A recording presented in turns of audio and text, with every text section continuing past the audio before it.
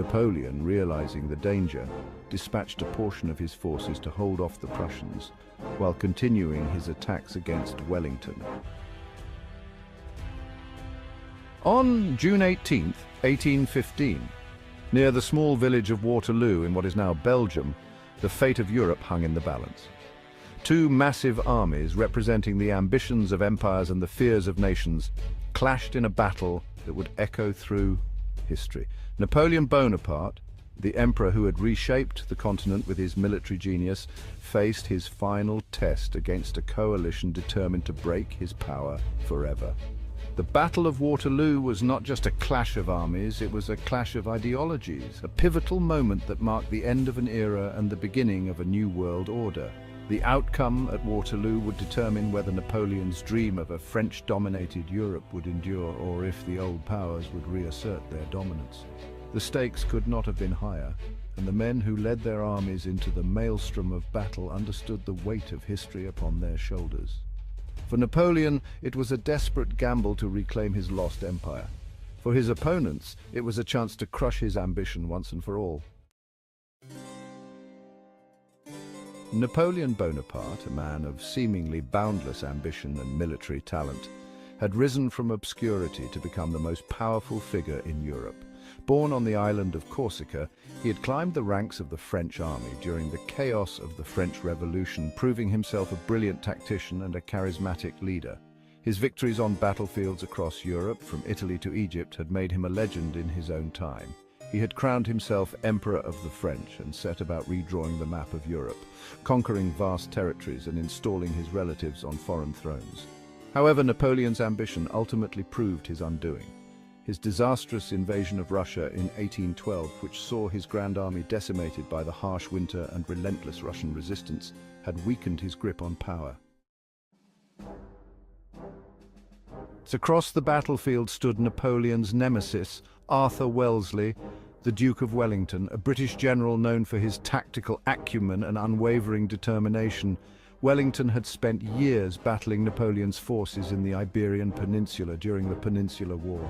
He had earned the respect of his men and the grudging admiration of Napoleon himself, who called Wellington that confounded shopkeeper.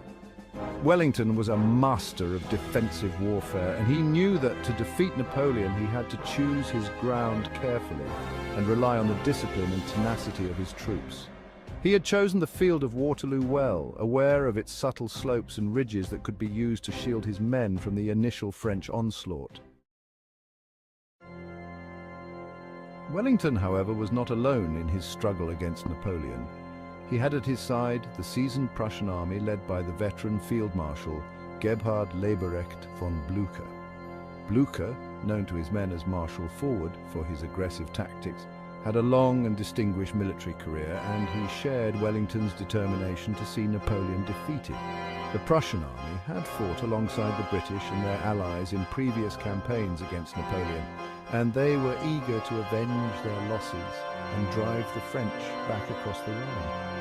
Blücher's timely arrival on the battlefield at Waterloo would prove to be a decisive factor in the outcome of the battle. The Battle of Waterloo began under a leaden sky, the air thick with anticipation and dread. The French army, eager to reclaim their emperor's lost glory, launched a furious assault on the Allied positions. Napoleon's plan was to break the Allied lines with a series of massive attacks, relying on the elan of his troops and the power of his artillery. Wellington, however, had anticipated Napoleon's tactics. He had deployed his men carefully, using the reverse slopes of the hills to shield them from French artillery fire. The British infantry, formed in squares with bayonets fixed, stood firm against the French onslaught, repelling wave after wave of attacks with disciplined volleys of musket fire.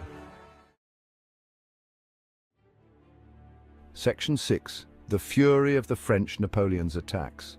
Throughout the long hours of the battle, Napoleon hurled his forces against the Allied lines, seeking to find a weakness, a gap to exploit. The French cavalry, renowned throughout Europe for their dash and courage, charged repeatedly into the teeth of the British defences, only to be met with withering fire from the British infantry squares. The fighting was fierce and bloody, with casualties mounting on both sides. The air was thick with smoke and the stench of gunpowder, the ground littered with the dead and dying. Yet despite their sacrifices, the French could not break the Allied lines. Wellington's men held firm, their resolve strengthened by the knowledge that the Prussians were approaching. Section 7. Holding the line, Wellington's defence. Wellington, a master of defensive warfare, moved his troops with precision, plugging gaps, reinforcing weak points, and always maintaining a cohesive line.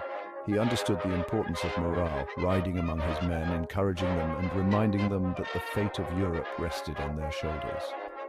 The British infantry, drilled to perfection, stood their ground with remarkable discipline, firing volley after volley into the advancing French ranks. Their muskets, though slow to reload, were accurate and deadly, and the French attacks began to falter. Section 8. The Prussian advance, turning the tide. As the afternoon wore on and the fighting reached its peak, the sound of distant cannon fire signaled a turning point in the battle. Blücher's Prussians, having marched through the muddy fields with remarkable speed, were approaching the battlefield from the east. Napoleon, realizing the danger, dispatched a portion of his forces to hold off the Prussians, while continuing his attacks against Wellington. The arrival of the Prussians, however, tipped the balance in favor of the Allies. Wellington, sensing victory was within reach, ordered a general advance. The British infantry, exhausted but exhilarated, surged forward, driving the French back with bayonets fixed. Section 9. The Empire Falls, Waterloo's Legacy. The French army, caught between the advancing British and Prussian forces, began to crumble. Panic spread through their ranks as they realized the battle was lost. Napoleon, his dream of empire shattered, fled the field, leaving his loyal troops to their fate. The Battle of Waterloo was over, and with it, Napoleon's reign came to an end. He was exiled to the remote island of St. Helena in the South Atlantic, where he would spend the rest of his days.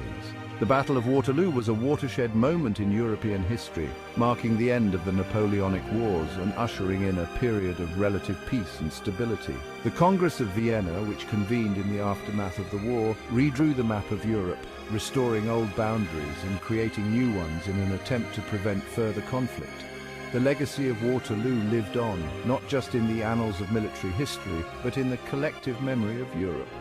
It became a symbol of British military might, of Prussian determination, and of the enduring power of alliances. The battle also served as a cautionary tale about the dangers of unchecked ambition and the devastating costs of war.